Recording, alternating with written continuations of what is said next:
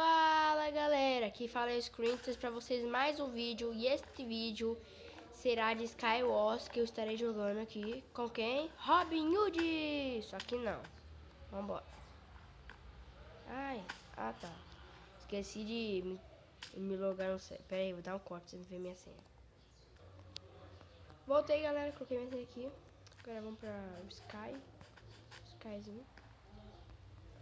Vou esperar dar um corte aqui pra você não precisar. Voltei galera, que entrou na partida aqui, demorou muito, tá? Demorou uns 30 segundos por aí. Aqui, só esperar 17 minutos. E daqui a pouco, deixa eu ver se tem aqui do meu lado. Ixi, ó, já tem que chegar lá rushando nele já. Pelo jeito, não vai dar nada. Eu vou morrer. Já pular no baú e rushando já. Vai subir lá pra cima dele. Vai. Vai, espada. Pegou. Já vamos rushar pra cima dele. Vamos rushar lá, vamos rushar. Vamos, cadê ele? Cadê ele? Da mãe. Expectado, meu. Vontade, ó, de quebrar a baú, na cara dele. Aqui, ó, que eu tinha feito com você, ó. Aqui, ó. Tá caro, fecha ele aqui. Então, pra próxima partida eu já volto. Ó, vou pra próxima partida e já. Voltei. Agora pra próxima partida.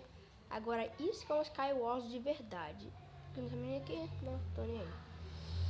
Em 15, 14. Ó, minha skin, a sumida.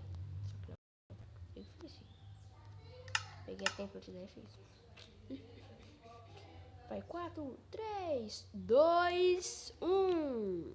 Chegamos aqui. Vamos pegar aqui, entrar aqui.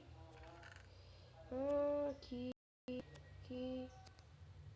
Pegar a comida. Espada. Aqui. Olha, machado. Pronto. Agora é só puxar pra cima deles. Ó, tô de... Eu não tô entendendo que eu tô sempre começando com uma armadura de ferro. Ferro não, de ouro. Vamos puxar pra cima dele, vai. Isso, boa, ai. Que da mãe, bate aqui. Isso, boa, ai. Tem uma coisa que eu falei, não. Pega a espada de diamante dele.